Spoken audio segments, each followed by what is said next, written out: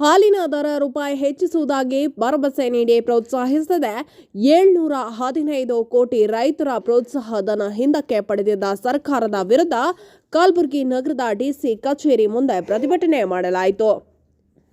ರಾಜ್ಯ ಸರ್ಕಾರ ಹಾಲಿನ ಪ್ರೋತ್ಸಾಹ ಧನ ಶೀಘ್ರ ಬಿಡುಗಡೆ ಮಾಡಬೇಕು ಎಂದು ಕಲಬುರಗಿ ಜಿಲ್ಲೆಯ ಬಿಜೆಪಿ ಜಿಲ್ಲಾಧ್ಯಕ್ಷ ಹಾಗೂ ಬಿಜೆಪಿ ಮುಖಂಡರು ಆಗ್ರಹಿಸಿದರು.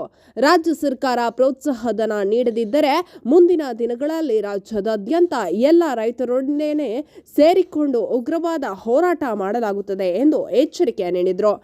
ಈ ಸಂದರ್ಭದಲ್ಲಿ ನಗರ ಜಿಲ್ಲಾಧ್ಯಕ್ಷರಾದ ಚಂದು ಪಾಟೀಲ್, ಗ್ರಾಮೀಣ ಜಿಲ್ಲಾಧ್ಯಕ್ಷರಾದ ಶಿವರಾಜ್ ಪಾಟೀಲ್ ಹಾಗೂ ಕಲಬುರಗಿ ಮಹಾನಗರ ಪಾಲಿಕೆಯ ಸದಸ್ಯರು, ಬಿಜೆಪಿ ಮುಖಂಡರು ಭಾಗವಹಿಸಿದರು.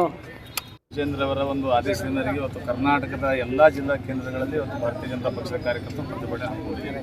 ಇಲ್ಲಿ ಕಾಂಗ್ರೆಸ್ ಪಕ್ಷ ಅಧಿಕಾರಕ್ಕೆ ಬಂದಾಗಿನಿಂದ ಇವತ್ತು ರೈತರಿಗೆ ತೊಂದರೆ ಕೊಡುವಂಥ ಕೆಲಸ ನಿರಂತರವಾಗಿ ಮಾಡ್ಕೊಂಡು ಬರ್ತಾ ಇದೆ. ಸಾಕಷ್ಟು ಜನರು ಸಂಕಷ್ಟದಲ್ಲಿದ್ದಾರೆ. ಬರದ ಒಂದು ಹೊಡೆತದಿಂದ ರೈತರು ಇವತ್ತು ರೈತಾಪಿ ವರ್ಗ ಇವತ್ತು ತುಂಬ ಸಂಕಷ್ಟದಲ್ಲಿರುವ ಸಂದರ್ಭದಲ್ಲಿ ಕಾಂಗ್ರೆಸ್ ಪಕ್ಷ ಪ್ರೋತ್ಸಾಹಧನ ಹಾಲಿನ ಉತ್ಪಾದಕರ ಒಂದು ಪ್ರೋತ್ಸಾಹಧನ 716 ಕೋಟಿ ರೂಪಾಯಿ ಕೊಡಬೇಕಾಗಿತ್ತು. ಅದು ತಡೆ ಹಿಡಿಯೋದ್ರ ಮುಖಾಂತರ ರೈತರ ಹೊಟ್ಟೆ ಮೇಲೆ ಹೊಡೆಯುವಂಥ ಕೆಲಸ ಕಾಂಗ್ರೆಸ್ ಪಕ್ಷ ಇವತ್ತು ಮಾಡ್ತಾ ಇದೆ. ಅದು ಭಾರತೀಯ ಜನತಾ ಪಕ್ಷ ಉಗ್ರವಾಗಿ ಖಂಡಿಸ್ತದೆ. ಮತ್ತು ನಮ್ಮ ಯಡಿಯೂರಪ್ಪನವರ ಸರ್ಕಾರದಲ್ಲಿ ಪ್ರತಿ ಲೀಟರ್ಗೆ 5 ರೂಪಾಯಿ ಪ್ರೋತ್ಸಾಹಧನ ಇವತ್ತು ಭಾರತೀಯ ಜನತಾ ಪಕ್ಷದ ನೇತೃತ್ವದ ಸರ್ಕಾರ ನೀಡಿತ್ತು. ಆಗಿನ ಸರ್ಕಾರ ಅದನ್ನು ಕೂಡ ಇವತ್ತು ಸ್ಥಗಿತಗೊಳಿಸೋದ್ರ ಮುಖಾಂತರ ಕಾಂಗ್ರೆಸ್ ಪಕ್ಷ ಇವತ್ತು ರೈತರಿಗೆ ಅನ್ಯಾಯ ಮಾಡುವಂಥ ಕೆಲಸ ಮಾಡ್ತಾ ಇದೆ. ರೈತರು ಸಂಕಷ್ಟದಲ್ಲಿದ್ದಾರೆ. ರೈತರು ಬರದಿಂದ ತತ್ತರಿಸಿದ್ದಾರೆ. ಕೂಡಲೇ ಪರಿಹಾರಧನ 716 ಕೋಟಿ ರೂಪಾಯಿ ಬಿಡುಗಡೆ ಮಾಡಬೇಕು. ರೈತರಿಗೆ ಸಂಕಷ್ಟದಲ್ಲಿರುವಂಥ ರೈತರಿಗೆ ಸರ್ಕಾರ ಧಾವಿಸಬೇಕು. ಒಂದು ವೇಳೆ ಬರದೇ ಇದ್ದರೆ ಇವತ್ತು ಸಾಂಕೇತಿಕವಾದ ಪ್ರತಿಭಟನೆ ನಾವೆಲ್ಲ ಸೇರಿಕೊಂಡು ಹಮ್ಮಿಕೊಂಡಿದ್ದೀವಿ.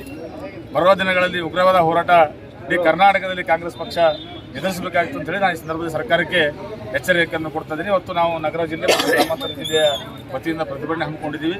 ಇಲ್ಲಿ ಭಾಗವಹಿಸಿರುವಂಥ ನಮ್ಮ ಪದಾಧಿಕಾರಿಗಳು, ನಮ್ಮ ಪಕ್ಷದ ಎಲ್ಲ ಮುಖಂಡರು ಕೂಡ ಈ ಸಂದರ್ಭದಲ್ಲಿ ಹಾರ್ದಿಕವಾದ ಧನ್ಯವಾದಗಳನ್ನು ಈ ಸಂದರ್ಭದಲ್ಲಿ ಹೇಳಿದ್ರು.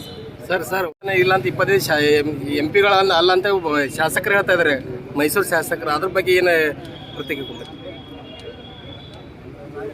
ಅಲ್ಲ, ಗಂಡಸ್ತನ ತೋರಿಸಂಥ ಪ್ರಶ್ನೆ ಬೇರೆ ವಿಷಯದಲ್ಲಿ ಗಂಡಸ್ತನ ರಾಜಕೀಯದಲ್ಲಿ ಯಾವುದು ಗಂಡಸ್ತನ ತೋರಿಸಂಥ ಪ್ರಶ್ನೆ ಬರೋಂಗಿಲ್ಲ.